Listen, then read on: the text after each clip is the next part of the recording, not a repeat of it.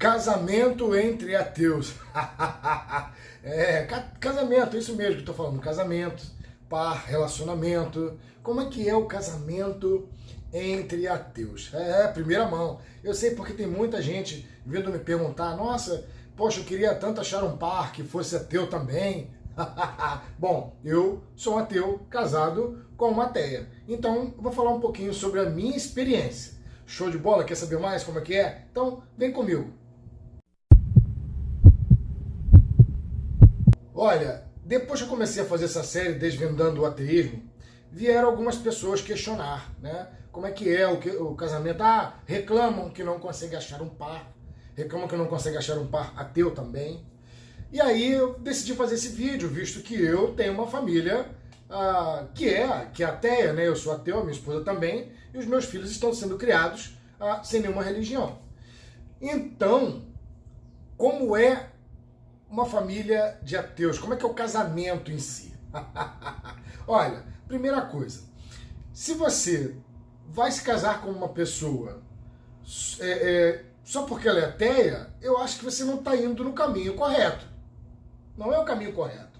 Acho que se você deve de procurar uma pessoa que você goste, independente da religião dela. Não faz sentido. Imagina, você é flamenguista e quer se casar com uma mulher flamenguista. Né? Ou vice-versa, né? Se é uma mulher flamenguista que casar com um homem flamenguista, tu só vai escolher pelo time, não tem outras características nas quais você se interessaria? Olha, eu sei que é difícil você conviver com pessoas que têm pensamentos antagônicos ao seu, mas, cara, acredite, em todo casal, o homem e a mulher, ou outros tipos de casais, homem com homem, mulher com mulher, não sei, os pensamentos são antagônicos porque são pessoas diferentes. Então a primeira coisa que você tem que fazer é aprender a respeitar a diferença. Eu vou falar sobre o meu relacionamento, que é o que eu posso falar. Então eu não sou coach, eu não posso fazer uma previsão para você. Vou falar sobre a minha experiência. Talvez você pode se espelhar ou não. Afinal de contas, hoje em dia, tá tudo muito mais fácil, né? Você tem o Tinder. Na minha época era no gogó, mas não sei, o pessoal hoje tá muito assexuado, né? Tá muito, sei lá, não existe a sexualidade à flor da pele como era no meu tempo. Hoje tá tudo tão... É tanta burocracia, meu amigo. É tanta burocracia que eu vou te falar. É o pessoal ovo maltino, criado ali tipo, com pera pela vovó, e tudo tá ruim. Tudo tá ruim. Vai comer um peixinho, tem que ter alguém para catar as espinhas. Aí fica muito difícil, né, cara? É realmente muito difícil. Bom, eu vou falar sobre o meu relacionamento, sobre o meu casamento primeiro. O casamento como ato em si, né? Como foi feito, como foi celebrado o meu casamento. Bom, quando eu conheci a minha esposa, ela era agnóstica ateísta, né? Depois ela foi se tornando ateísta com o passar do tempo. Isso porque a gente fez biologia. Então, assim, as pessoas... O Richard Dawkins passa por esse dilema, né? Ele não pode ficar falando que foi a origem das espécies que fez com que ele virasse ateu, mas ele tem que falar. E eu passo pela mesma situação. Foi sim a leitura da origem das espécies que me fez virar ateu. E a minha esposa, praticamente a mesma coisa. Então a gente fez biologia. Então é óbvio que dentro dos cursos da ciência, você vai encontrar sim uma quantidade de ateus maior do que nos outros cursos. Então, fez biologia, não é que todo biólogo é ateu, pelo contrário, a maioria é religioso, mas você vai ter uma porcentagem maior, 3, 4%, estou chutando, tá? Mas você vai ter uma porcentagem maior do que, por exemplo, num curso de matemática. Né? Isso por quê? Porque você tem que entender como é que funciona a evolução. Se você entende a evolução, você vê que não existe um criacionismo, né? Que é algo que as coisas não são perfeitas, como se apregou. Então a tendência é que você ache com maior facilidade. Eu conheci vários ateus dentro do curso de biologia. Física também é bastante comum, mas nos outros cursos eu não vi tanto. Não vi tanto, não. Pelo contrário. No curso de biologia parece que a coisa é bem mais aflorada. Né? Os cursos de ciência são bem mais aflorados. É uma tendência da minha época. Foi o que eu vi, tá? Eu não posso nem te dar essa análise estatística, porque eu acho que nem tem. Você tem que procurar. Mas se você for nos cursos, você vai ver que a tendência é maior dentro das áreas da ciência. Enfim, não foi tão difícil eu achar uma pessoa que tenha o mesmo pensamento que eu, mas não era o objetivo, não era esse o objetivo. Sobre o casamento em si, depois eu falo sobre a vida pessoal, vou falar sobre o casamento, né? Sobre o casamento, como nós dois éramos ateus e as nossas famílias queriam que nós casássemos dentro do âmbito religioso, né? Isso aí também é uma coisa possível, tá bom? Eu vejo aqui alguns ateus falando, porra, eu não vou casar na igreja porque isso é contra os meus princípios. Cara, que princípio? Que princípio? Ateu não é filosofia, ateísmo não é filosofia. Ateísmo não é filosofia, não é dogma, sabe? A única coisa que nos une é a não crença. Eu, por exemplo, adoro o Natal, adoro as festas cristãs. Mas a gente decidiu na época que não cabe eu ir para a igreja, eu não gosto da religião. Eu tenho um certo asco sobre religião. E a minha esposa também não gosta, então decidimos fazer um casamento laico, um casamento apenas no cartório. E aí que foi o lance legal, porque eu tenho uma lembrança muito boa do meu casamento. Você sabe que as mulheres, elas pensam, os homens choram no casamento. Os homens choram no casamento porque a gente não espera o que vai acontecer no casamento. A gente não espera. Tudo foi planejado pela mulher desde criança. Desde criança ela sonha com isso, de pegar ali a bonequinha, ficar brincando de casar, né, véu de noiva, vestido. Então a gente costuma chorar no casamento porque é uma coisa inesperada pra gente. Chega lá, você não sabe o que vai acontecer. É tudo uma coisa muito, muito imprevisível. E pra mulher não, ela tem que se manter na linha, ela não pode sair chorando para não estragar a maquiagem, etc. Tudo é muito bem padronizado, ritualizado. E pra gente é um pouco mais diferente. A gente não foi criado para isso. Na cultura que a gente tem, que é uma cultura machista em si, mas na cultura que a gente tem, o homem é criado para, sai fora, foge do casamento. Essa é a realidade, tá? A realidade é essa. E, enfim, eu entendo que a minha esposa tenha planejado uma coisa grandiosa dentro da igreja, com flautas, etc. Mas, de certa forma, saiu algo bastante parecido. A gente foi casar no cartório e, como não iríamos casar na igreja, os parentes se arrumaram para ir num casamento no cartório. Foi uma coisa muito diferente, uma coisa bastante diferente. Porque geralmente no cartório vai apenas uma coisa simbólica, vai o padrinho e depois realmente você faz a festa na igreja. Como nós não fizemos a festa na igreja, a festa foi dentro do cartório. E foi muito interessante, porque foi algo muito semelhante ao casamento que se tem na igreja. Por exemplo, a minha esposa chegou extremamente atrasada. E o juiz lá do cartório dando piti que não ia realizar casamento porque já tinha realizado todos os casamentos. E foi muito engraçado, porque eu cheguei lá e vi várias pessoas casando. E aí era assim, uma mulher barriguda, o cara com uma cara de bunda, tipo, vai assinar a coisa obrigatório, entende? Tá vendo que o casamento é arranjado, várias pessoas assim, outra com filho, outra... Ou seja, era apenas um casamento para formalizar os trâmites legais, mas não era um casamento. E quando, de repente, o juiz, depois que já tinha realizado todos os casamentos, e o nosso não acontecia, porque a minha mulher estava atrasadíssima, assim como é na igreja, né? E eu preocupado, porque, peraí, como assim não vai ter casamento? O cara vai desistir ali, a gente tem que assinar aqui o papel, cara. E começaram a chegar os parentes e os meus grandes amigos. Os meus amigos foram para o casamento, os amigos da minha esposa também foram. Cara, começou a lotar o cartório, a encher o cartório, como se o cartório fosse uma igreja. Foi muito legal. Isso foi em Alcântara, em São Gonçalo. Quem conhece Alcântara sabe como é, trânsito infernal, aqui no Rio de Janeiro. E aí começou a lotar o cartório, e o cartório não tinha espaço para tanta gente. E as pessoas estavam vestidas a caráter, como se estivessem indo a uma igreja. O avô da minha esposa foi cadeirante de terno. Foi mó barato. Eu quis fazer um simbolismo, né? Eu quis ir de branco também, para homenagear minha esposa. Acabei parecendo meio que um pai de santo. Mas eu quis demonstrar que eu estava ali puro para ela, né? Não no sentido da pureza, em termos da virgindade como é a igreja, mas que eu estava com o coração para assinar o contrato, porque é um contrato. E aí, quando o juiz de paz saiu para ver o que estava acontecendo, ele se encantou com aquilo ali. Ele se sentiu um padre, eu acho. Eu acho que a gente realizou o sonho dele, porque eu entendo. Você imagina, o cara tá ali, fazendo aquilo, tá certo, aceita casar, pá, beleza, assina essa merda aí, acabou. E aí, de repente, vem uma equipe gigante, né, e casa como se estivesse na igreja. Aquilo espantou bastante o juiz de paz. E aí, de repente, ele parou com o piti e resolveu esperar a minha esposa chegar. Mas, nossa, como o cara ficou feliz. Ele fez questão de sair da sala onde era realizado o casamento e fez do lado de fora. Não, isso aqui tá grande, cara. Isso aqui tá grande, vamos realizar aqui, ao lado de fora. E ali foi feito o casamento, mas ele não se conteve. Ele teve que fazer um sermão. Ele primeiro perguntou, nossa, qual a religião do noivo? Ateu. E a religião da noiva? Ateia. E aí o cara travou.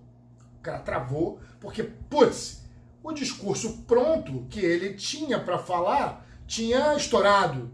E agora, o que ele vai falar para poder...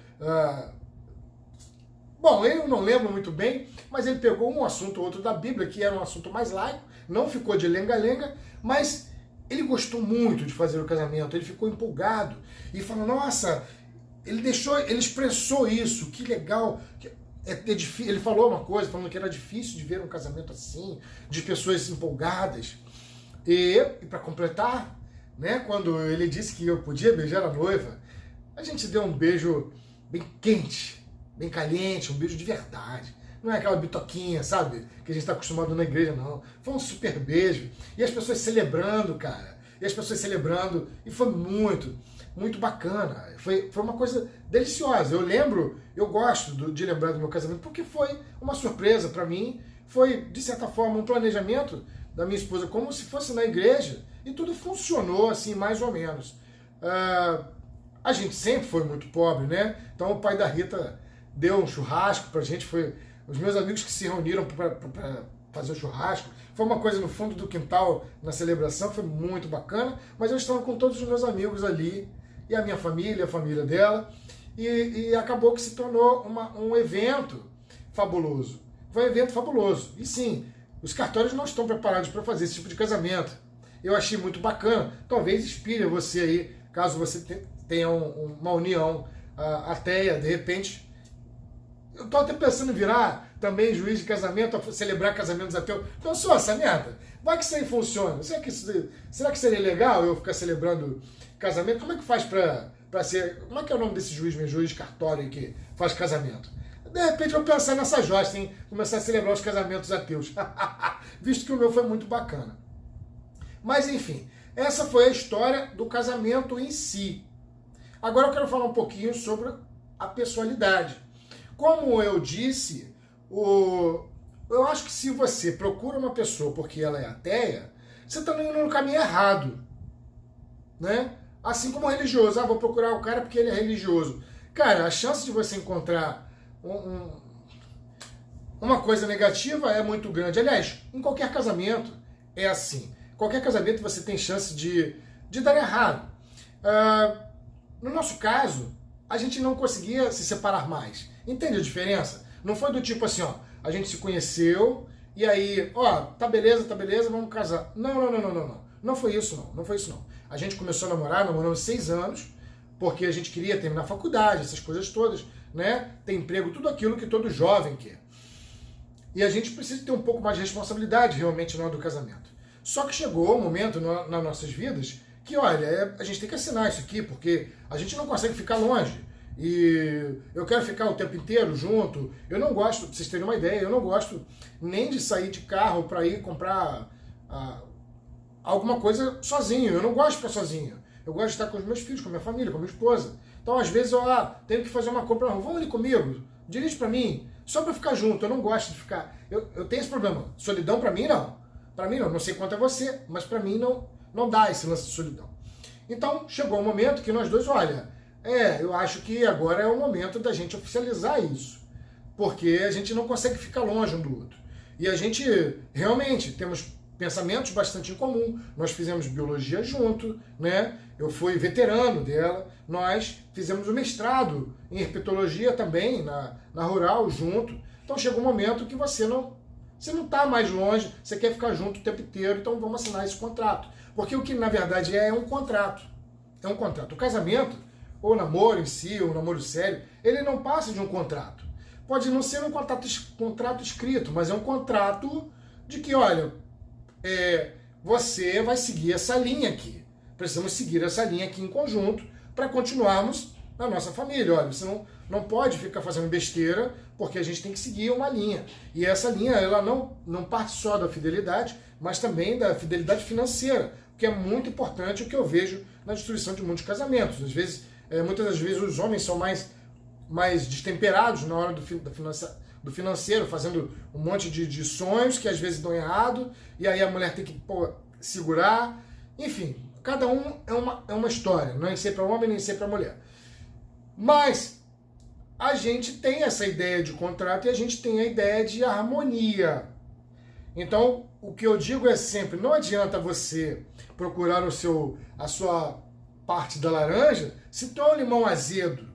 Então você tem que estar bem, você tem que ter um relacionamento estável. É o nosso caso.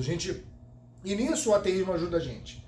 Nisso o ateísmo ajuda a gente porque eu já falei em outros vídeos que a gente fez um acordo. Olha, a gente briga como qualquer casal, nós somos normais como qualquer casal. Não somos melhores que ninguém, mas também não somos piores que ninguém.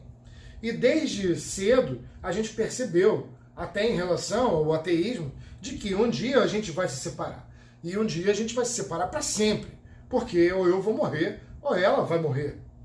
Então, nesse dia, a gente está separado para sempre. Obviamente, chegamos à conclusão de que, olha, cara, não vamos ficar brigando por qualquer coisa. Porque se você briga por qualquer coisa, é um tempo que você passa de mal, é um tempo que você passa se desgastando. E se a gente vai se separar um dia, por que não viver harmonicamente até esse dia? E que esse dia nunca chegue. Vida longa e próspera para todos. E que esse dia nunca chegue, que o dia da morte nunca chegue, mas ele infelizmente vai chegar. Então toda vez que a gente entrava no embate, volta atrás e... Cara, olha, vamos tentar superar isso, vamos ver aqui uma outra maneira de resolver. E sim, nisso o ateísmo ajuda muito o meu casamento. Porque a gente para um pouco para dar uma pensada. Olha, talvez você não queira falar isso. Aliás, uma coisa muito importante, sempre fale coisas boas, nunca fale coisas negativas, sabe? Não fale, cara, não fale coisas negativas. Se você tratar como uma rainha, ela vai te tratar como um rei. Seja sempre alguém bacana um com o outro. E uma coisa muito importante, seja cúmplice. Cumplicidade. Cúmplice, meu amigo. Cúmplice. Você tem que ser cúmplice do seu cônjuge. Independente de quem é. Agora, eu não posso negar que o fato das nossas ideias serem muito parecidas ajuda. Claro que ajuda. Se eu disser para você, o fato dela... Henrique, para eu ser feliz eu tenho que casar com alguém que pense, que tem a mesma religião que eu. Claro que não. A felicidade, ela tem muitas diferenciações. Ela vai ser uma para você, outra para mim. Agora, eu não posso negar que pensar parecido ajuda pra caramba. Sabe? É aquele lance de você chegar em casa e querer desabafar sobre o seu trabalho com o seu cônjuge. O cônjuge, como dizia o... Tô zoando, antes que alguém fale merda. Então, você tem que chegar lá pro seu parceiro e desabafar. O meu trabalho hoje foi cansativo e tal. Mas aí, cara, tu faz biologia. O teu marido fez matemática. Fica meio perdido no seu mundo. Não consegue adentrar seu mundo. E aí, talvez, né, o seu parceiro não consiga te englobar nesse mundo. Então, é preciso que os casais tentem entender um ao outro. E é óbvio, como eu fiz biologia, minha esposa fez biologia, então fica muito mais fácil para a gente se entender em tudo. Apesar de eu não gostar de trazer, eu não gosto de trazer problemas. Eu tento resolver os problemas. Só quando dá uma merda muito grande que eu tenho que desabafar. E aí, aí a minha esposa tem que escutar. E também ela faz o mesmo comigo.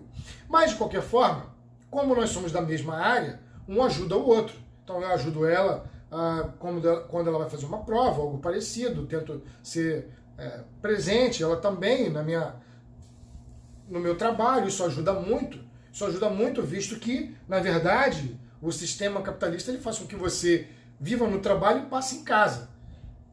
A verdade é essa. Você mora no seu trabalho e você passa em casa. Não é isso? É o tempo que você gasta de ônibus, é o tempo que você está lá dentro. Então é óbvio que você precisa ter alguém para você desabafar também. E isso ajuda muito. E também sobre a concepção religiosa, o fato de eu e ela sermos ateus também ajuda bastante. Porque a gente não fica de braço cruzado, a gente não fica esperando que a gente tenta agir de alguma maneira. E de alguma maneira a gente fica maquinando. E isso eu acho bastante legal, até para a criação dos nossos filhos, porque a gente tem um lado humano bastante aflorado. Né? Eu lembro aqui que um dos impactos maiores que eu vi no meu filho foi o fato dele ver uma mulher pegando um biscoito do lixo. Isso impactou ele bastante. E a gente tenta trabalhar de como ele pode melhorar a vida dessas pessoas. Aliás, um dos grandes impactos que eu vi na minha vida foi um tempo atrás, de ver uma mulher comendo lixo, né? Pegando lixo e caindo arroz pelo braço, aqui comendo desesperadamente, isso numa lixeira onde fedia muito. Então a gente tenta meio que fazer com que nossos filhos entendam esse mundo, entendam que talvez eles possam ajudar, de alguma maneira. E isso tem a ver, sim, com a nossa falta de religião, porque a gente entende que, olha, precisamos de melhorar as coisas para todas as pessoas, para que todos tenham alguma espécie de direito. Então ajuda no nosso relacionamento? Ajuda no nosso relacionamento, ajuda também na construção da nossa família, com aquilo que a gente acredita. Quer dizer, acredita entre aspas, porque existe uma diferença de dar fé e ter fé, né? Acredita até o momento que se prova o contrário. Bom, enfim, isso aqui é um pouquinho da minha vida de casamento de ateu. Se você tem alguma dúvida, alguma pergunta, alguma coisa que você queira colocar para eu responder depois, esse aqui é o 7º episódio do Desvendando o Ateísmo, e eu estou falando um pouco sobre a minha vida pessoal. Espero que tenha aí elucidado alguma coisa. Agora, bicho, tem Tinder hoje, cara. Tem Tinder. Quer encontrar alguém, né, mais próximo de você? Vai lá, usa o aplicativo, sei lá.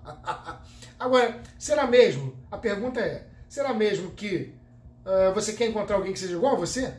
Comigo deu certo. Com você pode ser diferente. Às vezes você gosta de uma coisa diferente, às vezes você quer dar uma sofridinha também. Isso tudo faz parte.